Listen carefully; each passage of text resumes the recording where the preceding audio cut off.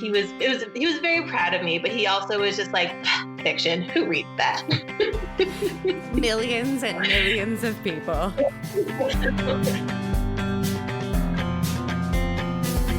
Welcome to A Book and a Dream with Megan O'Russell, an author's adventure in writing, reading, and being an epic fangirl. Hello, and welcome to this episode of A Book and a Dream. Today, I am thrilled to have Isabel Sterling here with me. Now, Isabel is the author of the These Witches Don't Burn series. Thank you so much for coming to chat with me. Yeah, thanks for having me. Now, one of the things that I didn't realize when I asked to talk to you on A Book and a Dream that I'm super excited about is that you were working in music in college, music composition. Is that right? Yeah, so I studied, we called it studio composition, and basically it was writing music that was meant to be recorded. So I did that for 4 years, but I realized pretty quickly that I had come from a really small school, so I was sort of like a big-ish fish in a tiny pond, and then I went to a school near New York City, and I was like, oh no, I am not good enough to be doing this. I'm sure you're amazing, but I can understand the overwhelming nature of it. I love that you were in music and in composing because I am an actor. And so for me, the transition from acting to writing had so much to do with storytelling. I was miserable in a show and I needed an outlet. And so I turned to writing as a way to have that creative storytelling atmosphere. And we did a little pre-interview for him. And from what I saw in there, it feels like your experience was very similar in that you are a storyteller and you were looking for other avenues. So how did that process begin for you? Yeah, so I did the 4 years of music school, and it was very, music, especially music writing is very much a form of storytelling. So I did that for 4 years. And then when I left, I had kind of burned out so hard from those 4 years of music school that I have not honestly written a song or touched music since I graduated. But then when I transitioned into a very academically focused, sort of traditionally academic grad school program, I all of a sudden had no creative outlet.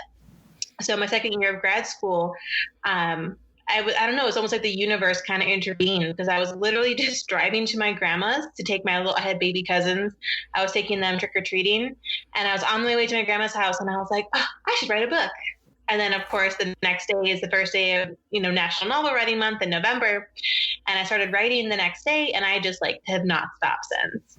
That's amazing. And it's even for people who don't necessarily want to be an author, who don't want to go through the full process, writing is such a healthy and convenient outlet. It's so amazing. And you don't, need a guitar or a piano or tap shoes or a dance studio or a stage. It's so contained and easy. And so you were in grad school, you turned to this for an outlet, you started writing your first book.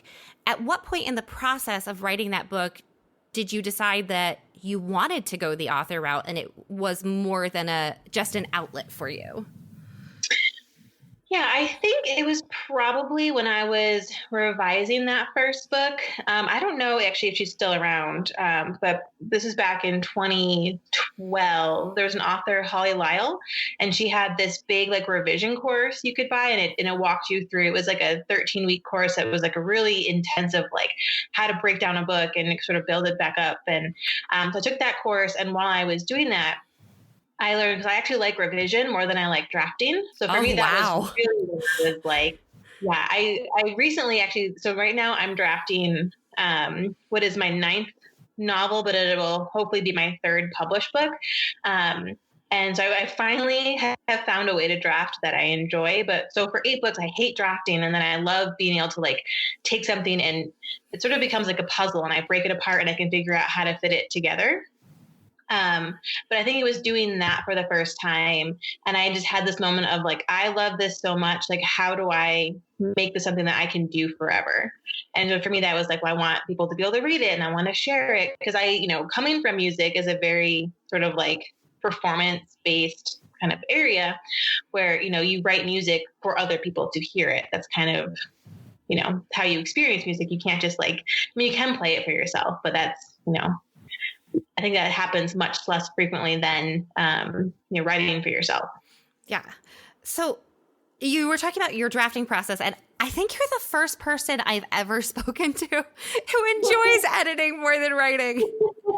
I don't hate editing as much as some people. Like, we've come to like a happy understanding. Like, editing and I could be casual acquaintances who like hang out sometimes.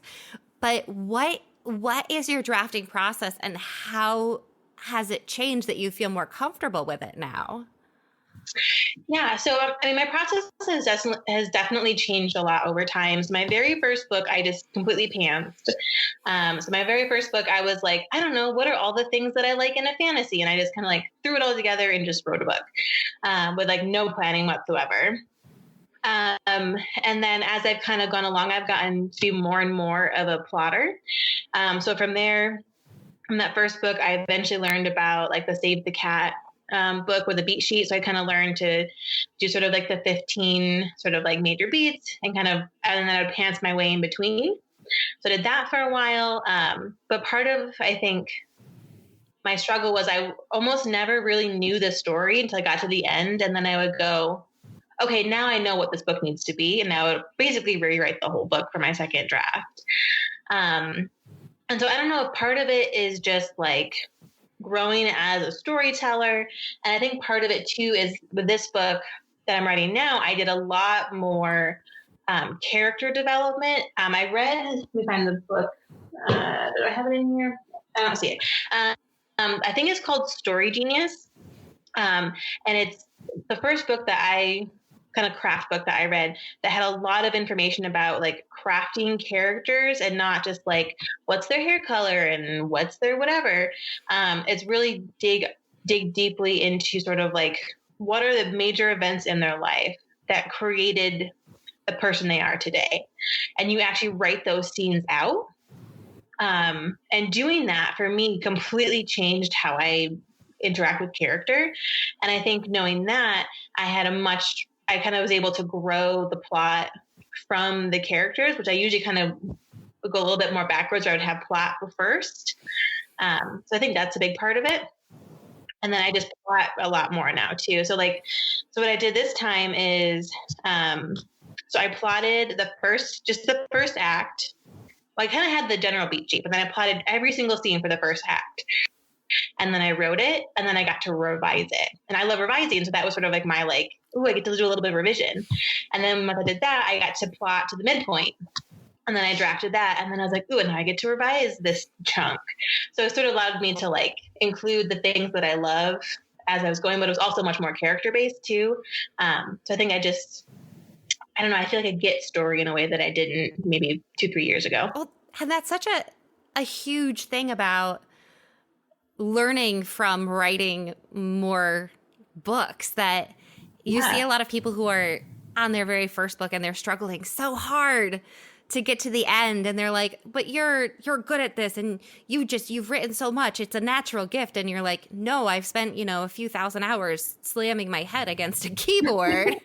Yeah. It's not like, there are some people who are more gifted at things than others, sure, in every aspect of life, but there is a lot of like keyboard head slamming that people don't see when they get a pretty little paperback in their hands. Oh, 100%. And I think it's funny too, is I thought I had a pretty good process. I was like, you know what? It's okay that I hate drafting. It's okay that my kind of draft 2 is typically almost a full rewrite. Like that's just my process and it works and it's fine. But then when I had to write my sequel, This Coven Won't Break, I had to write I wrote a book and then threw it away 3 times. So I wrote it from scratch 4 times.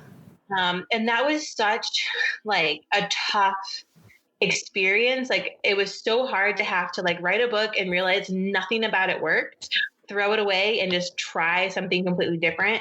And I decided that I never wanted to do that again. So I was like, okay, I'm going to figure out a way to write a book where it's always going to need revision. Like you can't get around that. But I wanted to be able to write books where at least the first draft had real solid bones to it and it wouldn't have to be just completely thrown away. Yeah. Did your laptop survive that process of rewriting it 4 times? Did it ever go flying out the window? Oh my God. Yeah, it was something. It was something. And I had written, so I wrote one draft, and I threw it away. And then I wrote a second draft and threw it away. And then the third draft was sort of like, I took a couple of things from those first 2 drafts and then wrote it. And then I was like, okay, well, this one has to be good enough to at least get me into the editing process. So I sent it to my editor, and she very kindly wrote back an edit letter that basically boiled down to absolutely none of this works. Please try again. Oh no. So, yeah, that was a good moment for my ego. But she was right. She was definitely not wrong. And it was also really helpful. I mean, she had really good advice. And basically what we ended up doing was I kind of made what I had turned into her sort of as the end of the book, which also the book was very, very dark, which was probably because I wrote it when my at the time day job was sort of imploding around me. So I was trying to write while just like the worst time of my professional career was happening. So a lot of despair ended up in the book that didn't need to be there. So we made the ending the midpoint, and that helped me figure out how to actually build an interesting story. Because turns out sequels are really hard. Sequels are so hard. They are. It's a different beast altogether. And then the last book in a series is like a whole nother ball game that just makes the sequel look like easy. Like the farther in you get, the harder it is. Yeah, well, and this was hard too because it was a sequel, but it's also a series ender. It's just a duology book.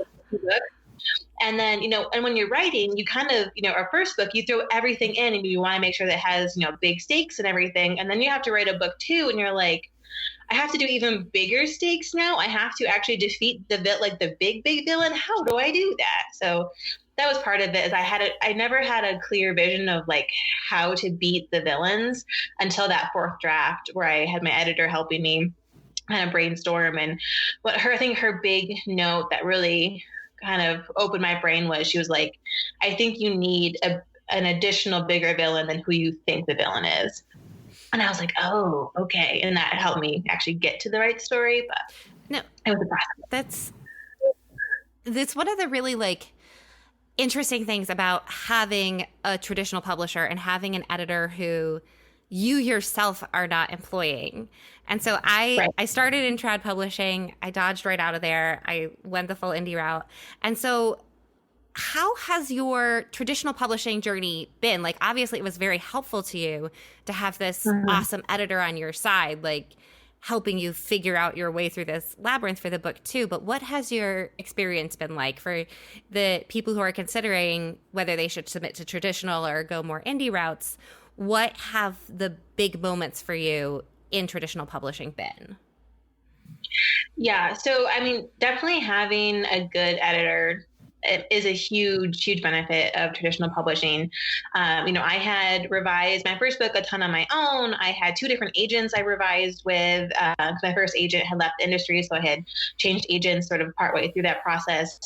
And then I still had 2 big rounds of edits. And so it's really, especially for me, who's somebody who doesn't have sort of like a natural gift for really compelling, interesting plots.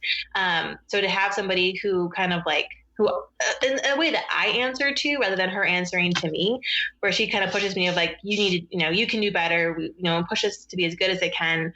So, I've grown a ton as a writer kind of from that sort of pressures. Maybe it has a negative connotation, but it is sort of a pressure of you want to, please your editor and do a good job. And then thereby, hopefully then please readers and give them a really good reading experience. So that's been huge. And then also just as soon as I knew I wanted to publish, it was always my dream to be able to walk into Barnes & Noble and see my book on the shelves. And when my book published, my publisher never told me or didn't give me a heads up. But when I went to Barnes & Noble, they had actually placed the book in one of those sort of like tables at the front where the rack. So when I walked in, there was just like a ladder of my books right in the front of the store.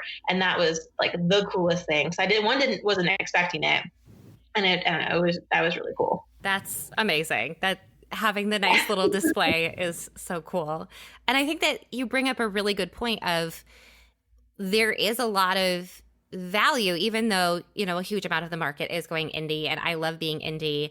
I wouldn't have been able to do what I'm doing right now if I hadn't had my, you know, 5 or 6 years in trad publishing, because I did learn so much. And so I think for people who are starting out, even if they may want to be indie eventually, there is something to be said for testing the waters with agents and going trad just so you can learn what's marketable by the big companies so you know how to deal with that. And you know, that's it's a great lesson there. My first editor was like, "Oh, honey, okay, here's what we're gonna do." And I don't think I would be half the writer I am without her. So that's amazing that it has delivered so much value to you. That's fantastic. Yeah. And it's been great too, because I do actually also do some indie publishing under a different pen name. So I am a little bit in that like adult urban fantasy world. I co-write with a friend. And I think the reason that we're able to do that, and we can kind of put out, you know, so the way we work, you know, we're slow by indie standards, simply because I have to write those books in between traditional deadlines and my day job. But basically what we do is like, we work together, we plot together. I'll draft the book in like 4 to 6 weeks. He edits it, and I edit it. It goes to a copy editor, and then it's, you know, put out. It's so much quicker than traditional. But I think the only reason we can do that and put out a high quality product is because we both kind of cut our teeth in the traditional world. It's valuable. And I love that you have a separate pen name for it, so you can have like your two different identities. And one thing that I love about your pen name is that your books are YA fantasy that are LGBT community based. And I think that that's so important and so cool, because it's, from what I've seen, and I'm not an expert in any way, but the market for that is getting bigger. It's popping up more and more in my searches. You're finding more LGBT friendly, more LGBT based books for teens. But what has your experience been writing for that market? Yeah. It's so funny. I kind of stumbled into, you know, writing books for queer teens. And part of that is I just kept writing books, and I just kept getting gayer. And then all of a sudden I went like, oh, hey, there's a reason that I'm writing these books. So like writing also kind of helped me come out. And then coming out and, you know, dating my now wife and stuff, that all fed into me writing and being able to revise the books to really reflect that experience. So then when I went into publishing in that space, I don't know, it's just funny the way that life works out. You know, if you would ask me 5, 6 years ago, or not 5 years, I've been out for 5 years, but you know, ask me 10 years ago, I, you know, wouldn't have known I wanted to write. I didn't know that I was queer, you know, and I wanted to work on like a college campus. And now like writing has brought me, you know, out. I met my wife, and now not only am I writing for queer teens, I actually work at an LGBTQ center.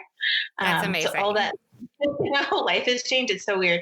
But the actual like publishing process in terms of, you know, that market, I've had a really good experience. I think I kind of hit into the market right as there was this big shift, you know, so in 2016 when I was getting an agent, and we still see this sometimes, but back then it was very much, well, books about queer girls don't sell. We don't, you know, but we can't really buy that because they never That's sell. Horrible. Yeah. And so I never bumped up on that in terms of rejections. And I think because my book was kind of hitting the kind of agent market, quote unquote, when I was trying to get an agent, right, as that was like really shifting. Because I got an agent with the very first DB Pit on Twitter, which is a pitch contest for diverse voices. So I think I kind of missed some of that, but that definitely played into me, you know, as I was writing and revising. And when I was on submission to editors, I was always thinking like, okay, is this going to sell? Everybody always says that, you know, these books don't sell. And then it's, you know, if I do sell, you know, am I not going to get as much money because they just devalue these books? And thankfully, I don't think I've really like personally run into that issue. I think my publisher really values the work that I do. I've had a pretty good response. I don't read reviews anymore. I did before my book came out, and then the book actually came out, and I was like, oh, I can't read these anymore. But I think it's different. It's funny when my book was just out to the bloggers and stuff, and it was sort of just the advanced review copies. I could read reviews, and they didn't bother me whether they were good or bad. But once the book was out and just your average reader was reviewing, then I was like, oh, this space is absolutely not for me. I cannot be here. Yeah, Goodreads is brutal. Goodreads is so brutal. It is. And I have seen the occasional oh, this book isn't realistic because there's too many, gay people in this book. There's too many queer people in this book. And I was like, buddy, 80% of people I know are queer. I don't know what to tell you. So I have seen some of that, but for the most part, I've gotten a really good reception. I've had people from teenagers up through, I had a woman email me after reading my book. I think she said she was in her 60s, and she found my book and she was like, oh, I wish I'd had this when I was a teen. And so that's been, I think, the best part is, really reaching and I think the book is for everybody, but for the book to really reach those queer readers is for me, the biggest thing. And even just, like I said, I work at an LGBTQ center, and a few of my teens there have read the book. And so when they would read it and come in and they talk about it, that was, I don't know, obviously because they're teens that I know and adore. So for them to like it, I was like, oh, yeah, I did the thing. Well, representation is so important, and especially in those formative years where if you're not having an easily accessible story that truly relates to your life, and you're not having to twist the characters in the plot to try and match your expectations or who you are, then it's really hard for teenagers if they don't have those role models in the kinds of art that they like to absorb. So I think that's amazing that the publishing community is accepting it more. And so you said you had people from teens to their 50s come up to you.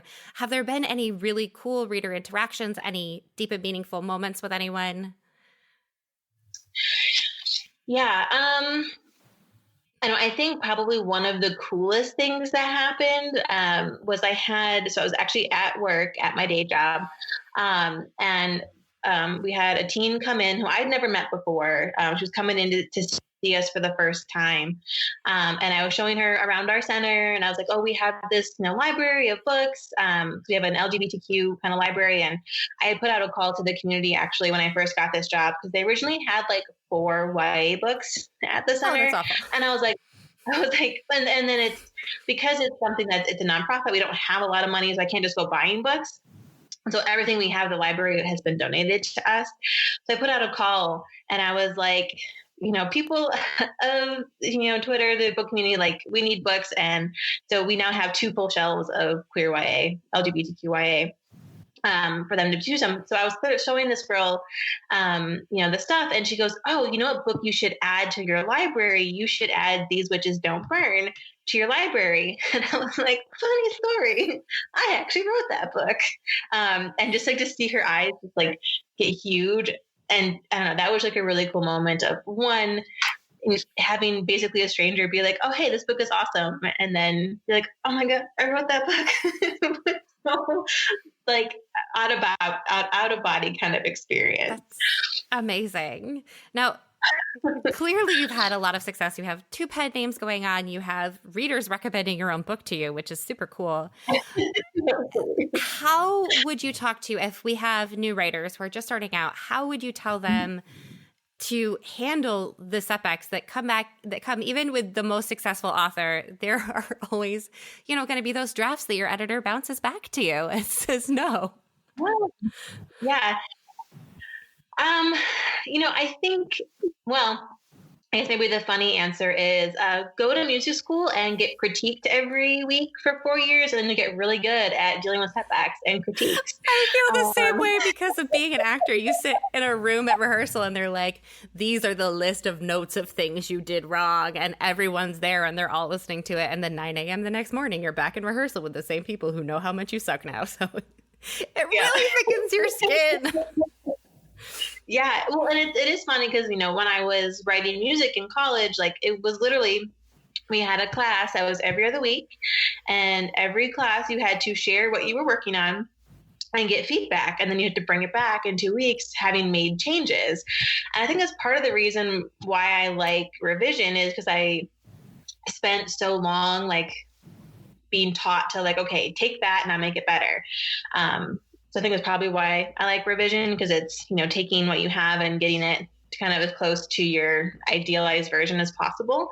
But I think for people who want to, get into writing, is however you can do it, get used to getting feedback and taking critique, whether that's because you're, posting fan fiction on Wattpad and getting feedback, whatever, or you're going to a critique group every week. Just get practice taking that feedback and taking that, rejection, because rejection never stops. Like, since I've had my book published, I've had, the time where my editor says, throw that book away and write a new one. Basically, I've had, I had a middle grade novel that we submitted and then just never found a home. So, that does happen. That book, yeah. And then, even if every book you write sells, not sell as many copies as you want. Once it's published, you're guaranteed to have some readers who just hate it and think it's trash. There are definitely people who think my books are absolute garbage, and that's fine because it's just not for them. Yeah. And sometimes the bad reviews are good because they help steer other people away who would not be happy with your book. So in addition to all of your writing, you're also podcasting now? Is that correct? Yeah. So What is your podcast about? Yeah, so the podcast is Publishing Explained. And basically what happens there is I explain. So my wife does not work in publishing. She reads, but she's not really a book person. She's more of a scientist type. And we've been together going on 5 years. And I've been, involved in writing that whole time. And even so, she still really has no idea how publishing works. And it is a really bizarre world. It's so weird. A lot of things that makes you would think, oh, this probably works like this. That would make sense. That's rational. That's not how publishing works. So every week I explain another step on the publishing process to her. And then she just kind of sits there and goes, but why? So that is basically what it is. So we are still in the early days. We've got 3 episodes out. The first episode, we talk about kind of the pros and cons of, Indian versus traditional. And I do both. And I think there's definitely value to both. So we kind of walk through the different ways. And right now we're sort of working our way through how publishing on the trad side works, with what agents do and how do you get an agent and what does submission look like and all that stuff. That's very cool. So what are some of the biggest misconceptions you've found about writing and searching for these holes of what people don't know? Yeah, so there's a lot of things. I think one of the big ones is money. People assume that if you have a book deal, you are all of a sudden super wealthy. They really do. It's like, no. When I do school visits, which is part of the thing I love about writing YA and being traditionally published. It kind of gives you the creds to go into schools and talk to kids. But I talk to the kids about like, how much, money do you think I make on a book? And they throw out all these numbers, and then I'll be like, okay, so for a hardcover, which sells for about $17, I get 10%. That means I get $1.70 every time someone buys a book. And they're like, that's it? And that's obviously the highest that we earn. And, I think on a paperback, I make like 40 cents or something. And they're like, oh my God. So that's fun to talk through with people. And also just explaining, I'm looking forward to doing a podcast episode on like when you actually get paid with an advance and what an advance actually means. People assume that you just get like tossed. Let's say you're one of the lucky people who got, $100,000 for your book, which almost never happens these days. You don't just get $100,000. You don't just get that money. Like, that money is going to come across, maybe 4 years if it was a multi-book deal or something. So when I do that math with people, and they're like, oh, so it's like, you might make like 10 grand a year or something. I was like, if you're lucky. Yeah. And, that doesn't even cover my rent for a year. Yeah. It's definitely such a strange little world. And it's weird because even people who aren't readers, like, books, what books are, you went through school with books, and then the actual how of they get to people just don't, there's so much disconnect, which is weird. Mm-hmm. And it's even with indie where I have more control, there are so many things where people are like, oh, so you're just gonna, no, I'm not just gonna make Amazon make a TV show of this. What? Yes, I understand the book is sold on Amazon. No, Amazon's not making an Amazon Prime TV show of this. What? How? What? Yeah, that's a lot is, why isn't it a movie? Or you should, why you should translate it into French. I'm like, well, I don't speak French, so someone in France needs to buy the rights to my book. Like, I can't just make that happen. I would love to have a TV show. I can't just poof and make that a reality. I think that's really funny. I also think another big common misconception for sort of like people who aren't at all involved in the business side. So if someone's like, oh, I have an agent now. They're like, cool, when's your book come out? And the getting an agent and getting a book deal are different things. And then it's like, okay, I've got a book deal. They're like, awesome. When can I go to the store and get it? And it's like, oh, 2 years? 2 years from now. Because people don't understand like why books take so long to produce in like the traditional sphere. Especially because people, if you look at indie, you can, write and edit and put out a book relatively quickly. And then traditional is like, I sold the book. I'll tell you about it in 2 years.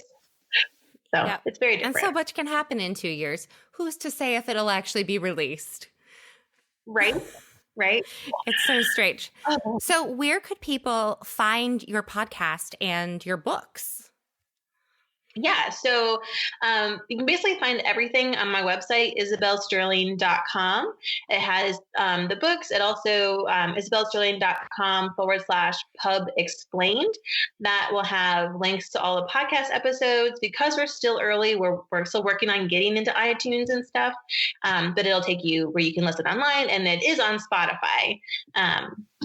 But it's coming. But yes, it's isabelsterling.com. We'll get you all the things. And then I'm also on Twitter at ISA Sterling, and then Instagram at ISA_Sterling. Very cool. I love how all the platforms make you have the slightly different name. So is there anything else you'd like to share with people real quick before we hop into the final 4 questions? I think that's just about everything. I will just say, if you are somebody who likes your YA with some queer witches, These Witches Don't Burn's out now. This Coven Won't Break is out May 19th. And there's also a prequel novella that's ebook only that is actually out April 28th. That's also amazing. Coming. You have a very busy spring right now. Oh, yes. That's a lot going on. Thank you for taking the time to join me. All right. So for our final 4 questions, if you could only recommend one book, which would you choose? So I think right now in the world that we are in, I would say Red, White, and Royal Blue by Katie McQuiston, just because it's just a book that makes you just feel good and happy. And there's so much romance and sweetness, and I love it. That's amazing. We all need a little bit of sweetness in our lives right now. Yeah. Okay. So what song can you count on to pump you up, lift your spirits? What music do you love having in your life? It's so funny. I'm not good at even though I have a music degree, I'm so out of tune with music. But I do currently have a Spotify playlist that is emo AF, and it's just songs from the early 2000s, like My Chemical Romance and stuff. So that has been my current playlist while I've been working. That's sometimes you need that early 2000 music. It gets you through. Yep. There's nothing wrong with that. I have a lot of friends who are on a 90s binge right now. So I love it. If you had to choose a tagline for your life, what would you want the tagline of your life to be? This is another one. These are so hard. Again, I'm a writer, but I can't do taglines. It's silly. Taglines are the worst, so I get it. They are. I would love, though, to leave a legacy of just writing tons of queer girl paranormal YA. Like if that could be like the thing that I leave behind, that'd be cool. That would be amazing, and such a huge contribution to an area that, it's on the up and coming. It needs more, and you're doing so much to help. And I think that's great. And all the things. I want witches and vampires and ghosts and werewolves. I want to do all the things. Amazing. And what is the most inspiring thing anyone has ever said to you? Well, I don't know if it's inspiring, but it does just make me laugh. My grandfather, before he'd passed away, so I don't think he ever actually read my book, but he always used to tell me that if I really wanted to, write some cool stuff, I should write nonfiction, because nonfiction is stranger than fiction. And I don't know why, but for whatever reason, that just made me want to write the most ridiculous fiction I could think of. So. Real world's more interesting. Well, I have to make fiction that actually makes sense. The real world doesn't have to make sense, but you know what? I'm going to write witches now. I'm going to write some vampires. So that always made me laugh, because he was very proud of me, but he also was just like, fiction. Who reads that? Millions and millions of people. He was a funny man. That's amazing. I love that so much. And I love the little bit of defiance that comes with it. The little no, I'm going to do it. That's exactly how I am. And I feel like a lot of authors are like that, because there is so much hardship that a lot of us who make it to the publishing phase are the ones who are like, you said I couldn't and now I will. And that's, you wait. Yeah, it's great. And it's one of my favorite parts about the community is that as hard as it gets sometimes, there is this never say die group of people who just keep plunging forward. And I love it. I love it so much. Well, thank you so much for joining us on A Book and a Dream. I am going to make sure that all of the links to your website and your books and your podcast are all with the episode. And yes, congratulations and good luck on your upcoming releases. Thank you.